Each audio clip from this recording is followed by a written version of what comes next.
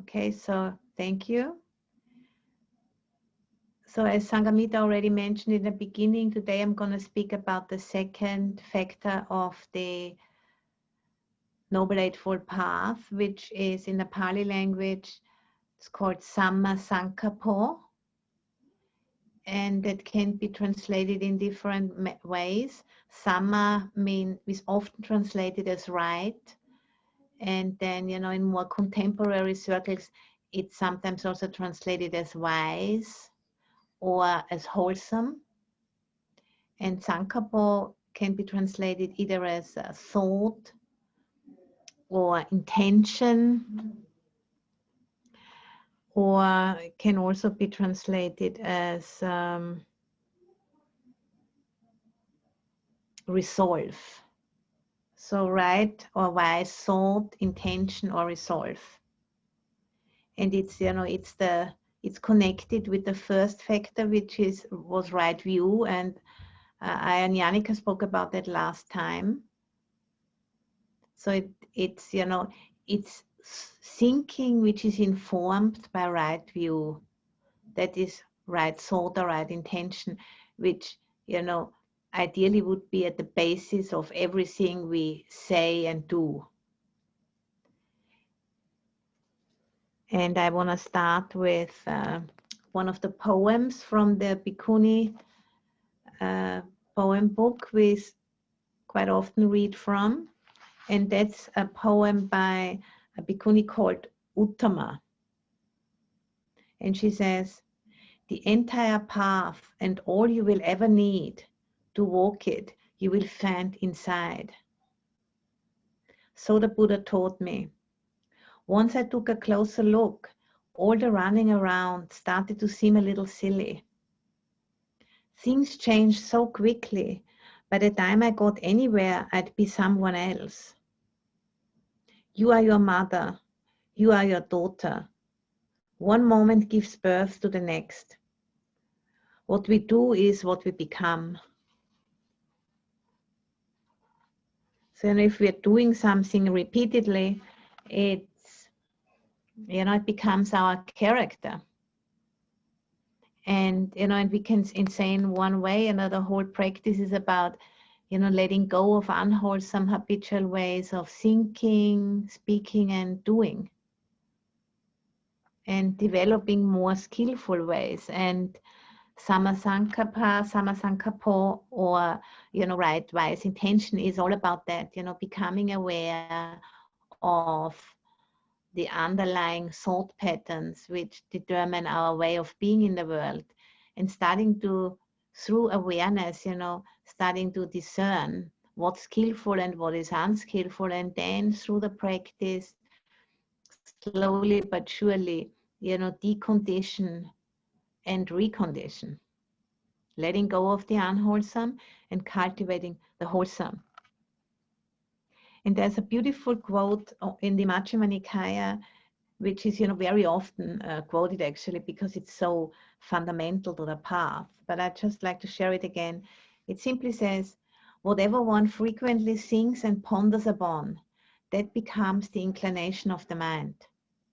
You know, that's really very, very important truth to be aware of. You know, whatever we frequently do becomes an inclination of the mind, becomes our character, and then, you know, becomes our world, really. Because slowly but surely we see everything out there, so to say, through the lens of that habitual inclination of the mind. So it's you know, it starts with just doing a certain thing like one time and another time, and then doing a few times, and then, you know, it becomes a habit very quickly. And, you know, through the Noble Eightfold Path, we actually do have a very clear template of how to train ourselves. And that Noble Eightfold Path doesn't only have, you know, an ethical value, just, you know, doing good and not doing bad. It's ultimately, it's a mind training, you know, and abstaining from unwholesome actions by body, speech, and mind is more than just not hurting ourselves and not hurting others, but it's actually, familiarizing the mind with the laws of nature, and then, through that, having a mind which is more in sync with truth. And because of that, it can open up more, and it just becomes, we live in a bigger mind and in a bigger world, because we are no longer limited, by some ego, which is taking the central stage for us. And then, our whole life is arranged around that ego, and it's a very small life because of that, because we don't allow things which we don't like, or we at least frantically try to manipulate everything so it is how we like it to be. And this Sammasankappa is divided into 3 kinds of thoughts, just for way of speaking about it. The first one is thoughts free of sensual passion are to be cultivated. So another way of saying that is, renunciation and generosity. Not in terms only about giving things, but also renouncing, some unwholesome ways of thinking, and being generous with one's thinking. And then the second one is thoughts free from ill will, which would be, thoughts of loving kindness or metta. And the third one is thoughts free from cruelty, harmlessness, and thoughts of compassion. So that's the 3, subdivisions traditionally, how one speaks about Sammasankappa. And, and by overcoming, habitual ways of thinking and then also speaking and acting, we can create on a worldly level, a much more happy life. And on an ultimate level, it leads us closer and closer to liberation from ignorance.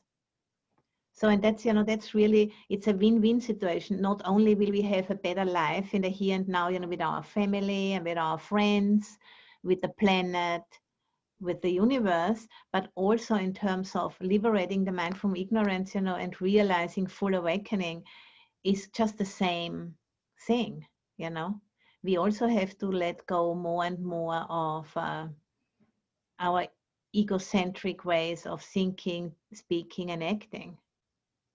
And for example, in the Mahayana tradition, that whole interplay between, conventional reality of, acting compassionately in the world and using, compassion as a skillful means in order to realize wisdom and embody wisdom has been, taken as the center of the doctrine, really. But it also already is mentioned here in early Buddhism that wisdom and compassion belong together, like 2 sides of a coin. If compassion, if wisdom doesn't translate into compassion, it isn't really wisdom.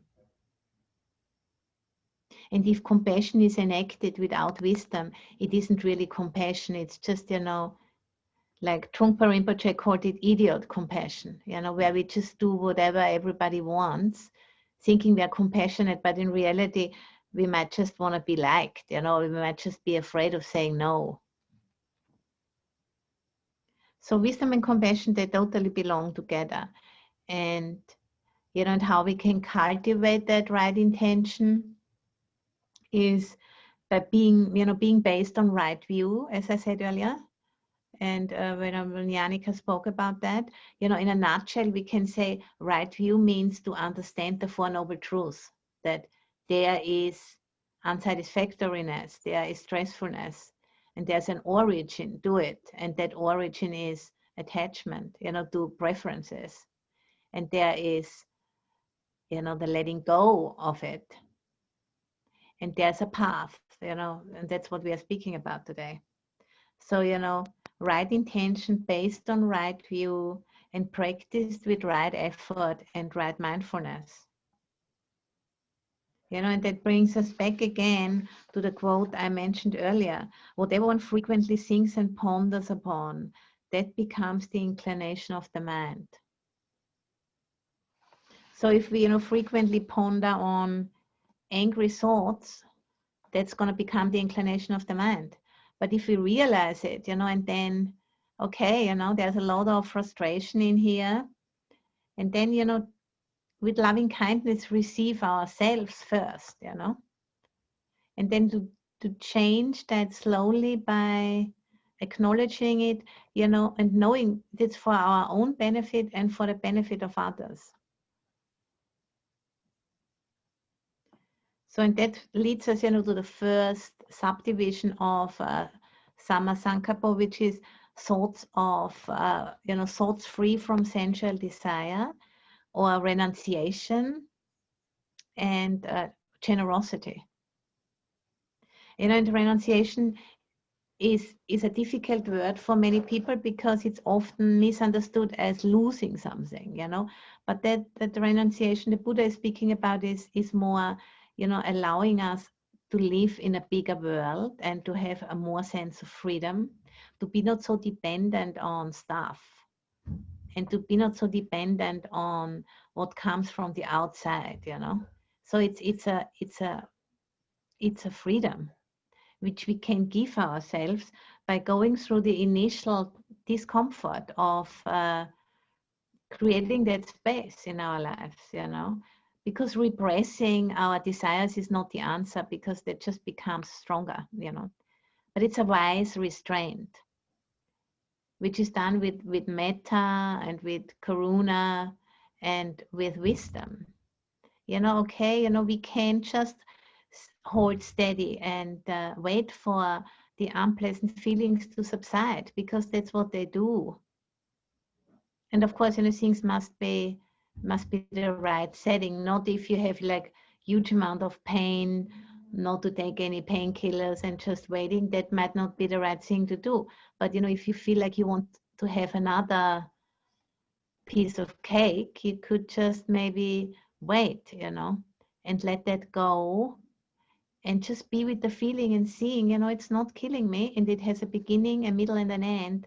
And that gives us a lot of resilience, for when difficult situations arise. We have much more equanimity because we have seen it. We don't have to always do something in order to not have an unpleasant feeling, because that unpleasant feeling will end by itself. That is a power, we can develop through patience and through wise restraint, not suppression. So, that stepping out of an urge and then just being aware of it, looking at it from outside, so to say, stepping into a bigger space. And that's the third noble truth, For a moment, letting go of suffering. And by just seeing what it is, not grasping it in the sense of, no, I don't want this, but just letting it be there. Okay, I would like to have my 6th piece of cake, and I'm not going to eat it, and I'm just going to feel the urge.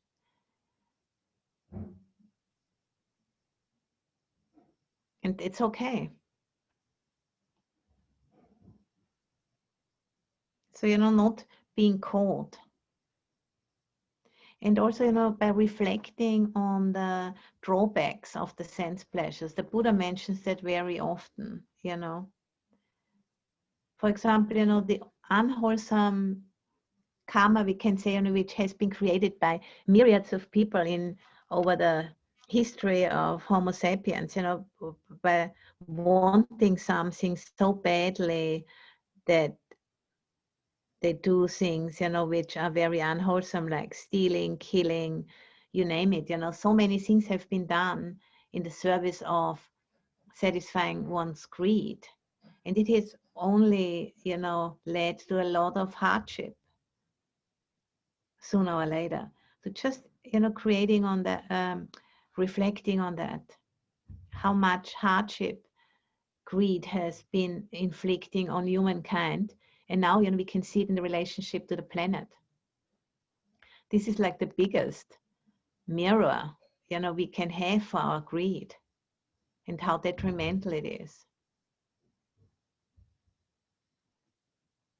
And then because it seems to be, that we are addicted to the wanting itself, not necessarily because if we get a thing, we enjoy it for a short while and then we want again something else, but that sense of wanting something which is going to be in the future gives us a sense of identity, and we are hooked on that.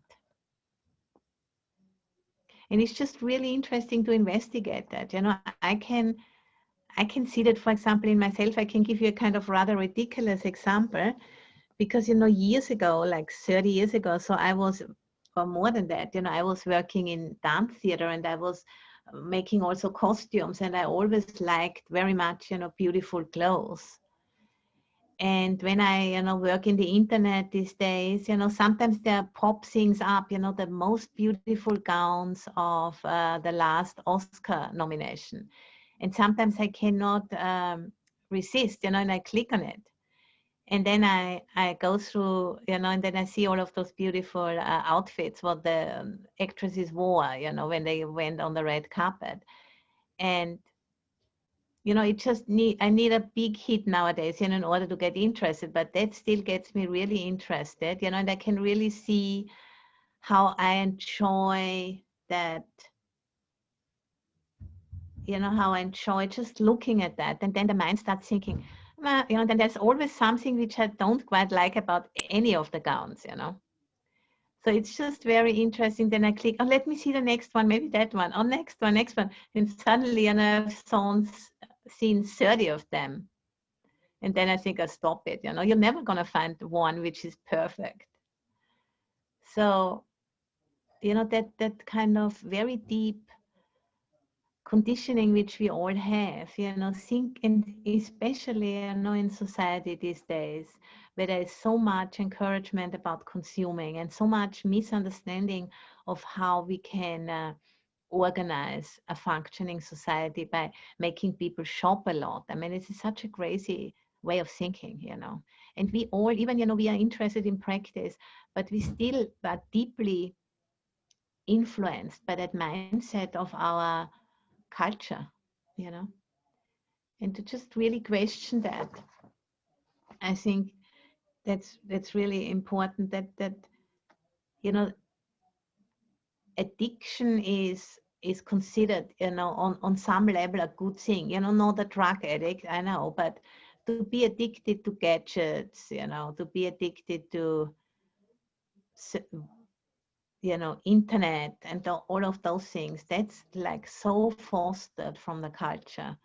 It's really takes a lot of mindfulness, to protect oneself from that. And then, sometimes during a meditation or during a meditation retreat, or when we are out in nature, we can really, have like a taste what it is to be free from wanting, and how easeful that is, and how a subtle joy that can give us, which no consumer good whatsoever can produce that sense of joy, because it's a non-worldly joy, which is much more subtle than and satisfying really to the mind, because that consumer kind of joy is deadening the mind, really makes it very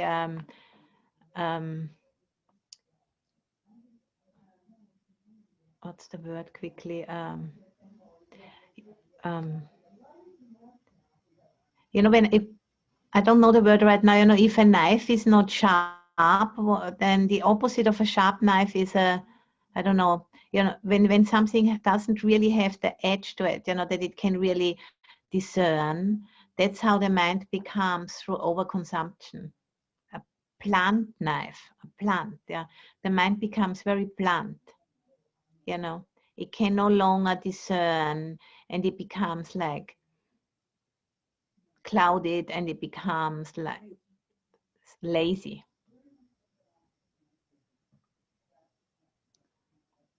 So this, this gradual process of renouncing what blunts the mind, starts with initially one feels a little bit afraid of it, because we often misunderstand thinking, oh, we all have to be monks and nuns in order to really practice the Buddha's teaching. That's not what I'm saying at all. But it's more like, examining one's routines and looking, maybe I can give up eating meat. That's one thing, which would be a great contribution to, mitigate climate change and also, to practice compassion. Or even, how we relate to insects we find in the house, to kind of put them in a little jar and carry them outside. I mean, that would be a great way to change one's habits. It's very simple things, we can already start today. Actually, after that session, you can start. And with many, things we can do that, big and small. Watching how many cups of tea, how many cups of coffee I drink every day. Maybe I can do one less, or maybe I can do, instead of countless cups, maybe I can say, okay, I have two, whatever, make an experiment. So, a wisdom of saying no, like you say no in a loving way to a child, where I say, no, you can't have a bar of chocolate 10 minutes before the meal because it's not good for you. So that leads, to strengthening of the mind and the heart, and it's the expression of a free mind, really. And that's the essence of what the teaching wants to help us to cultivate, is a mind free of ignorance. It's a mind free of delusion, free from greed and hatred. A mind which can really see clearly and then make the right decisions from that seeing clearly. And there's a beautiful quote of Ajahn Chah, which I like to share with you.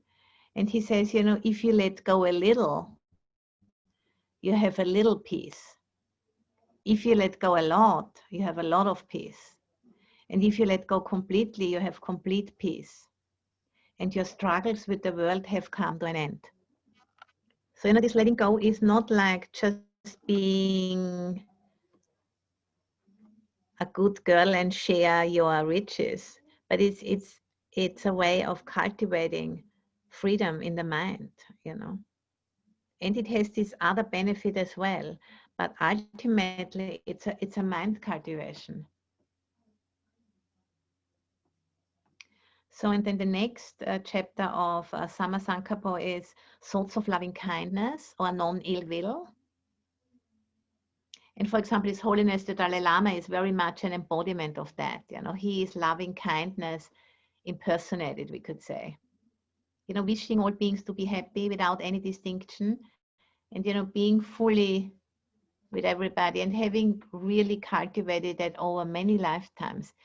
I think he's the 17th, not the 14th Dalai Lama now, So many lifetimes already on the path, and having fully mastered that art, to live from that immeasurable place, of a heart which is full of loving kindness, which doesn't know boundaries, and including, everyone in the circle of concern. And we can train ourselves in the same way, but just doing the practice, in particular the 4 Brahma Viharas. And, and if we're having moments of true metta, I'm sure you've all had that on a retreat, or, when, for example, in the presence of a little child or of a little animal, baby animal, the heart can just melt, in this unconditional love, and how good that feels, Is the greatest happiness, the purity of the heart, when that just wells up. So, which tells us we all have the same capacity. But it's just like, often the heart very quickly closes again. And then just, practicing, and so that there's more capacity for staying open longer. And also then, if we have cultivated it, we are much more aware also when the heart closes. So, and the benefits of that practice, they're softening the mind, and the mind becomes less reactive, more patient and caring. And is more space for making the right choices. Wisdom can emerge, because wisdom is not a body of knowledge you can learn in a book, but it comes from experience. And if we have space around our experience, then that, the accumulated wisdom can just come into the situation. If we are very, very tight, then we are just like reenacting the same thing again and again. So, it's really an upward spiral. If we have, we are cultivating more thoughts of loving kindness, we're going to have more space in our lives. Through having more space in our lives and being more at home, in where we are, more metta comes forth. It's like an upward spiral which permeates our whole life, really. And one way of how we can strengthen that also in relationship to others is to just focus on the good qualities of others, what others bring, the good things they bring, because we have a tendency often to focus on the not so good qualities. That doesn't mean, to forget about those, because they're of course all also happening, but to just focus in the presence of the person on the good qualities. And that can help us to open the heart. And then the third section is thoughts of compassion and thoughts of harmlessness. So thoughts free of cruelty. And cruelty means, extreme heartlessness and violence, So to abstaining from inflicting unnecessary suffering on others, animals and beings and the planet. And cultivating compassion is the antidote to that very destructive power, which,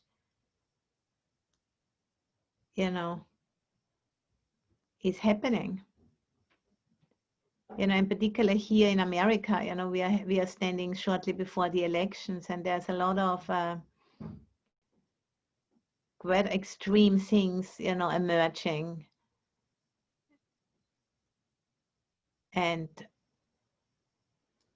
yeah, it's very important to have a perspective on this. And Thich Nhat Hanh said, compassion is a verb, because it's something which we have to live from.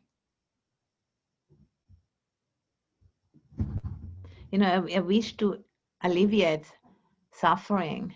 And, at the same time knowing, of course, me alone was one person, I cannot alleviate suffering on this planet. It's impossible. But if we have that as a wish, for our practice, then, and it at least helps us to go in the right direction. And we can only do what we can do as one person. But we can, rest in that intention. And there's also a very subtle form of cruelty, which is indifference, to, for example, seeing injustices being, inflicted and just being a bystander. That's also taking action, by taking action to not do something is also taking action. I think that's also important to know that. And, and our capacity to really empathize with others, people's suffering is very much dependent on our willingness to come close to our own suffering.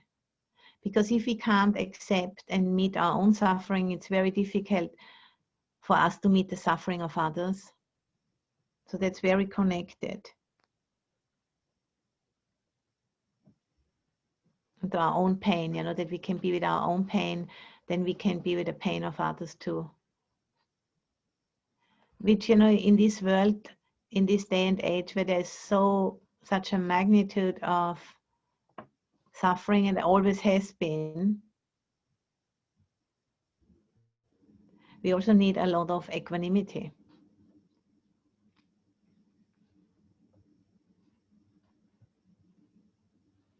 And, and then from that sense of equanimity to just, connect with where another person is at. And then, try what we can do to prevent the situation from deteriorating into more suffering, at least, and then just take an appropriate action of what we can do, in our situation and with our maturity of our practice. And then if we do that, our capacity will slowly get bigger. And, it's not about being perfect, but it's about, having that willingness, to try.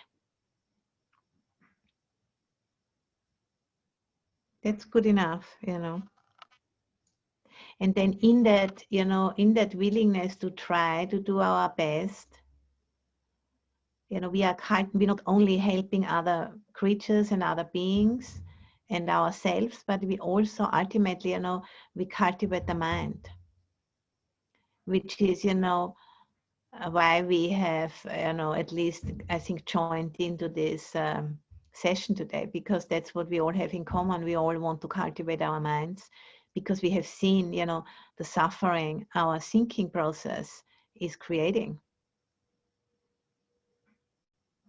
But we can only really, benefit from that cultivation if we act on it as well. Because, wisdom comes from experience. So from enacting what we know to be true, that's really also very important. It's not like a theoretical, clinical kind of experiment, on the cushion. It has to be lived from that place. Otherwise, it's not going to integrate. So, to realize the truth means, is to realize it also in our speech and in our deeds, And in the German language, which is my mother language, that's very clearly expressed in the word, the word for realization means Verwirklichung. And to do means an old word of saying to do in German means wirken. So Verwirklichung and wirken is directly connected with acting, acting on what you know to be true. And through that acting, you make that a true wisdom, which becomes part of your being. And sometimes, we can't do it. And then at least, to remember that we did have a choice and we just couldn't do it today because we weren't mindful enough or were overwhelmed by fear, overwhelmed by greed. That is also better than just glossing over it, Because then we can at least learn from the regret. And that's better than not learning, Anything which helps us to learn, anything which helps us to progress on the path is a good thing. So I think that's all I wanted to share, and I can end with another poem from the Bhikkhunis. This time it is Bhadra Bhikkhuni, which means lucky in Pali. And she says, "You always considered yourself lucky because things seemed to work out the way you wanted. Now luck has a different meaning. Lucky to be walking a path that finds peace in the arising and passing away of each present moment, regardless of how things work out or don't." And that's really an embodiment of Sammasankappa. It's not about that you necessarily get exactly what you want, but what's the most important thing is to act, to speak from a right basis of thinking, which is thoughts free of ill will, thoughts free of cruelty, and thoughts of generosity, Because then if you don't get what you want, at least, you know, you're at peace with yourself, because you have been coming from the right foundation. And sometimes we get what we want and sometimes we don't. And that's just the way it is. It's not our fault. So we have another few minutes.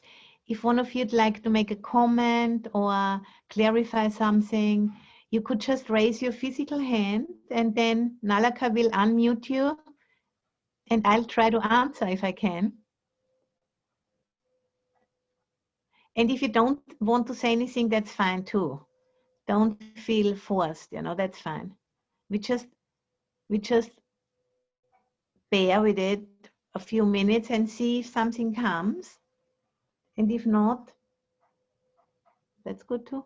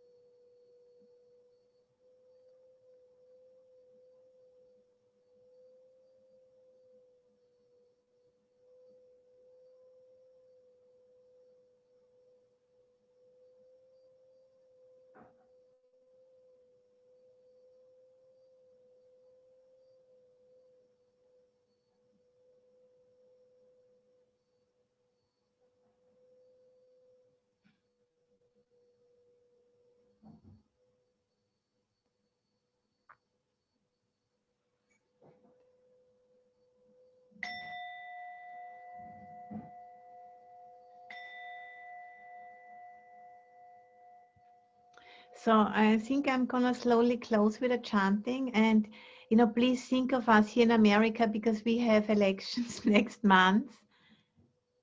Send us some good energy because we really, really, really, really need it. And I wanna, you know, I wanna share the blessings of today's teaching with, you know, Sangamita and Dhammika who are on camping trip, and with Nalaka. Thank you so much, you know, for hosting the meeting today, and with all of you, and you know, with all of the beings here, you know, in America. May all things, you know, take the course they need to take for people to wake up more to the way things really are. May you have every good blessing. May all the devas protect you. By the power of all the Buddhas, may you ever be well. May you have every good blessing. May all the devas protect you. By the power of all the Dhamma, may you ever be well. May you have every good blessing. May all the devas protect you. By the power of all the Sangha, may you ever be well. And next month, Ahimsa will, you know, give a talk on right speech or wise speech. Okay, bye-bye. Thank you.